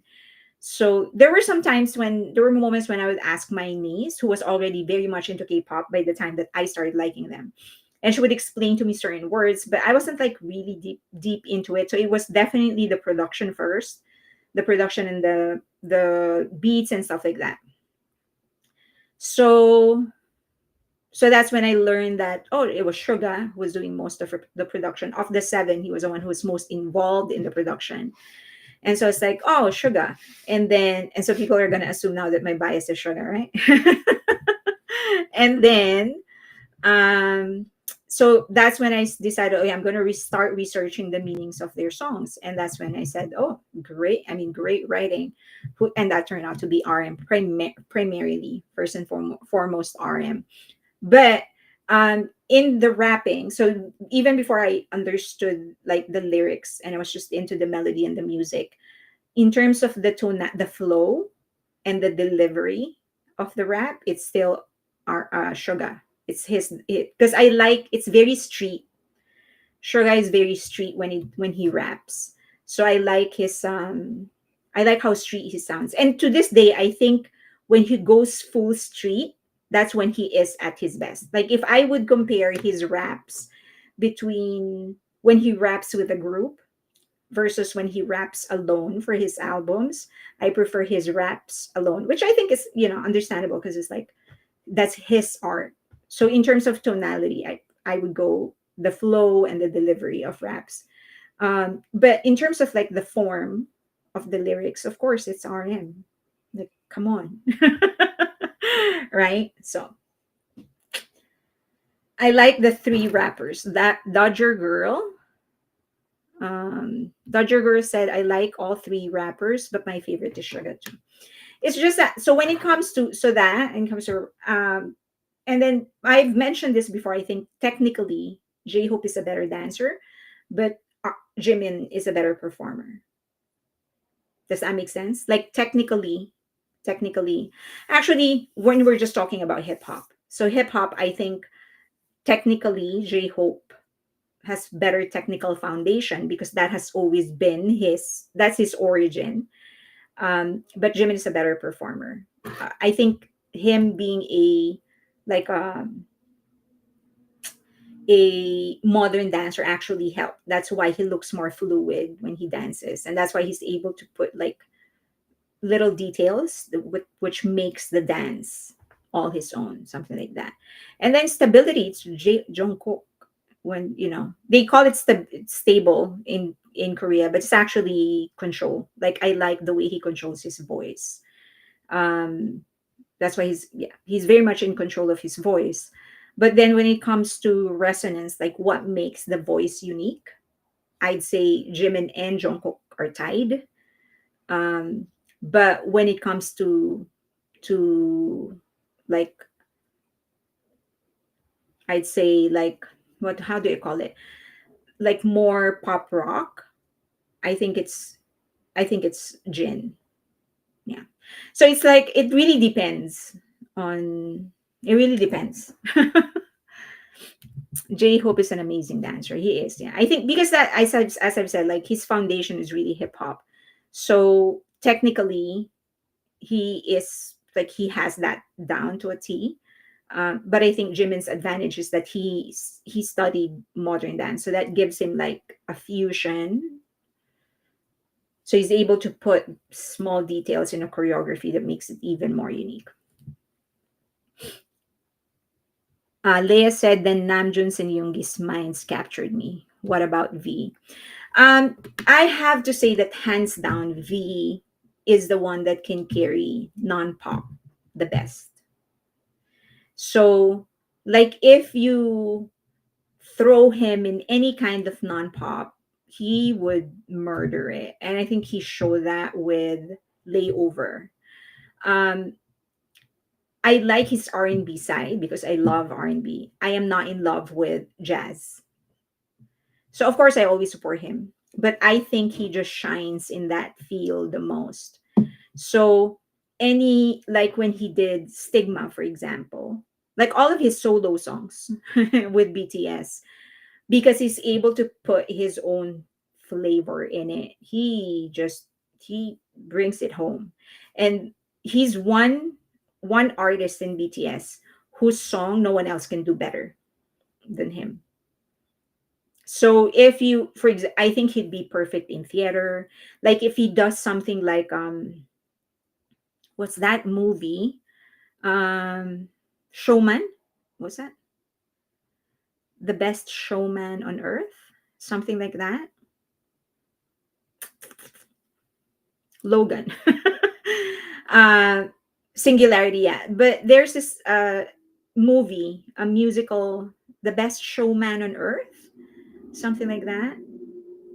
I think he would be like like the greatest showman. There you go. The greatest showman. I think that if you give V that, he's going to shine. He's just going to like nobody can do that better than he can. Um so I hope that he gets a chance to do a movie, something like that. I can just see him like the way that he would embody the acting side of it and then act with his voice. So I hope that eventually, I know that he has his own priorities and I'll take what I can get. Okay. I'm not saying that they have to do this. I'll take what I can get. But I hope that eventually he gets to do something like that because I think he's going to win a Blue Dragon award for that. That's how good he's going to do it. So Hugh Jackman, yeah, like so. I mean, am I going to give that role to Jimin or to Jungkook? No, I don't think anybody can do it better than V. I just think that he hasn't yet gotten that kind of a break, but I'm pretty sure that he will in the future. He will do great in theater. Oh yeah, yeah, yeah. The Greatest Showman. Yeah, I hope that he gets a chance to do that because I think I'm just oh my god, the glory of his voice and the glory of the character he's going to develop around it. My god, the take.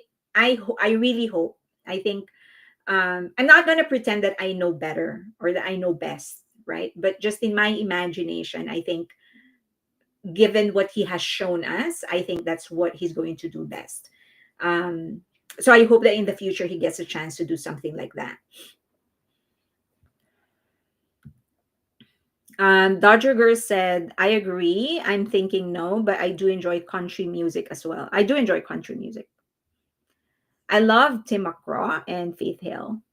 You know that V has the particularity of putting babies to sleep with his sweet voice. I heard, yeah. I often see this on Twitter.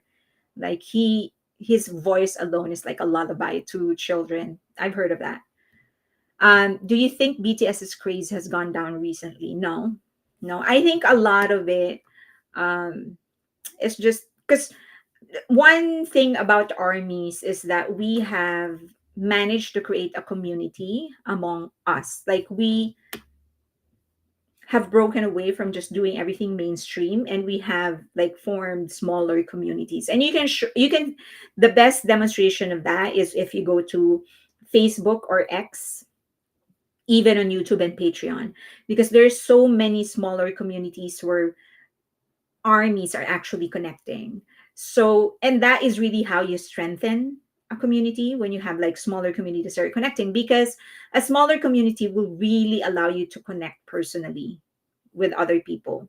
So instead of the usual, which is the traditional way, where it's all about you're just fans and I'm a celebrity and everybody worships me, that BTS has, that's not what they do. This is the strength now. Like there are smaller communities, so it's easier to mobilize smaller communities. And as I've said, it's because it's like a support system. So it's becoming stronger because we're sort of supporting each other. So no, it's just that we're not as noisy as we used to be on different social media platforms, because there is no need to be anymore, right? Like we're just there, if we see somebody being loud, okay, like, cool. But the support is a different thing anymore. At this stage, it's just a different thing for us now. So no, I don't think it has gone down. I just don't think that mainstream media understand how we're doing it, because someone has done it before. Yeah. JJ said, I'm happy with this community. Jin is excellent for TV. Jin is excellent for TV. Also, I think um, this is a rumor. So make it clear, rumor, I don't work for HYBE. I do not have, or any of the companies connected to HYBE. Okay. So I don't have any kind of inside information. So these are just rumors. I heard he's very, very business savvy. He's a very good businessman. So we know of one of his businesses, which is the alcohol. Um, but he has more. So he should be the CEO of Big Hit. Okay, we're 3 minutes left. How am I going to do this? Okay, let's just go through one, which is Sweet Dreams, because a lot of people asked me if I can interpret the music video. After this, I think that's it's 2 hours, so I don't want to hold you guys back for longer, because it's really really late. Okay, a lot of people wanted me to interpret the music video, um, and I think just much of it is going to depend on the other two singles that he's going to release. But one thing that really stood out about this song is that he made a very, very fluid song narratively. Many of the collaborations with Western artists don't sound fluid, because most of the time, the Western artist sings about something else entirely. Or that whatever it is that they're singing does not supplement the narrative of the main song, like the main narrative of the song. But this one, it's so integrated. I do not think Miguel wrote his part. I think it was J-Hope who wrote his part as well, which helps it make it very, very fluid. But just one thing, a lot of these collaborations of K-pop artists and a Western artist, they don't mash together. They don't mesh together because it feels like the Western artist something like they're doing something, or whatever it is that they're doing does not help supplement or strengthen the main narrative. But this one is very different. Okay. So as an example, in verse one, for example, so this um the closed curtains, open your eyes, from there all the way down, that's Miguel's part. So he sings, so this is J-Hope. Any night, anytime, you're my appetite. Double vision Gemini, it goes like this: take you home, take it slow till you bite your lip. Got a movie in my mind, and it goes like this. So that's his verse. Yeah, he ended with it goes like this, and then Miguel actually said, he described the movie in his mind, right? So it complements, Miguel's part complements J Hope's part. So he said, close curtains, open your eyes, lay down your skin and mine, leave all the rest to me. So very complimentary. It makes the narrative whole. Okay. Next, in the next, I think this is the second to the last verse. You are the only cover that I need when I'm cold. You can have my body with my heart and my soul. You light up my life.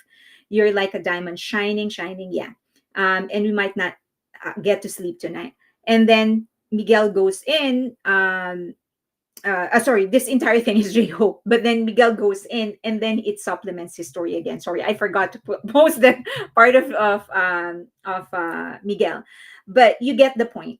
Like, he was able to write the lyrics so that Miguel's part still complements his part, so that it becomes one whole story. Now, what it actually means, he J-Hope actually already alluded to it when he said that, maybe I'm back from military. Now that I'm back from the military, mature, skillful, and a bit cringy for it to come from me, but a bit sexy too. So I think he is slowly leading armies into the new, not really the evolve, the next stage into J Hope's evolution. So from being just an upbeat, happy hobby for all of us, it's also a bit more mature. And so I do think that the lyrics actually mean what you think it means. It's very, very sexy, just like this J Hope. Very sexy, very mature, but also it is not vulgar. So the lyrics itself is very sexy. Lay your skin on me till you're wearing nothing but your diamond necklace. So I think it does mean what you think it means. We're all mature here, so I'm gonna assume that you know what he's talking about. But I think what is more important is like, it's he's not being vulgar. Like, he would. This is how Murakami writes. He leads you to the door, but he doesn't push you inside of it. Like, he leaves the rest to your imagination. So that's kind of how he wrote. Like, you know what he's talking about. Okay. And then, but in the music video itself, there are certain clues. Like, in the beginning of the music video, the straw actually had the lipstick. So this part, the upper part is the beginning of the music video. The straw had a lipstick mark.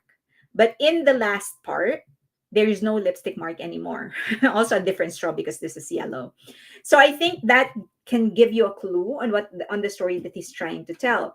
The other thing is that there are women's clothes here. That's a woman's sweater. That's not his sweater, right? That's a woman's sweater, and that's a woman's jacket. So that also gives you a clue on, the girl was over the night before. However, the entire music video is kind of like a dream. It's a merging of his dream and his reality. Okay, and I will show you that in a bit. But another clue would be this: the construction guys that were inside his home in the beginning of the song. You also see them outside. So the house was flying, he was in there, and then he shifts to the ground, he was also in there. But they were consistent. So this construction guys were in there, but they also had angel wings. And this angel wings, this was consistent throughout the music videos. Another construction person there at his back, that also they also had a an angel wings. They had angel wings. And then in the closing, the construction guy that saw his picture with the dedication at the back, so his picture with the girl's picture with the dedication at the back, he also had wings. So that whatever is attached, that thing that's attached to his hat, that is wings, right? Angel wings. So that gives you an idea that this is not strictly reality. So I think this is a merging of his sweet dreams and his reality. And I say merging because yeah, so that reality and dream, that's a merging. So this entire music video goes in between, back and forth, his dream and his reality. So this part inside the house represents his dream, and then whenever we see him on the ground, this is his reality. So, and it's happening at the same time. That's why when this construction people were throwing the clothes out the window, it was actually falling to the ground, his reality. So the dream and reality are merged. And it is in his reality where he actually met the girl. I saw a meme of this girl. They replaced the girl's face with RM's face. So remember, in the closing, the lipstick mark wasn't there anymore, but it was there in the beginning. So I think number one, this may be a trilogy. He did say that there are two more songs that are actually coming up, and I think this is going to be a trilogy. That's just a hunch. That's just I don't know if I'm right. A theory that this is a trilogy. So we are not really meant to actually understand the entire story because there are two more songs coming up. But I think the mere fact that he sort of sighed, this guy sighed at the end when he saw the two glasses and there was no lipstick mark on the second straw. I think that gives you an idea that okay, maybe he wasn't able to pursue the girl. That's why the guy was actually frustrated. So, in summary, I think it's this entire music video, number one, is really his introduction to the more mature and even sexier J Hope. I think whatever he's going to be doing from here forward, I think we ought to be shocked, but also just expect it that he's going to be doing some things that we never thought we'd see from J Hope, whatever that may be. And I think that's just it's time because it's like in his 30s already.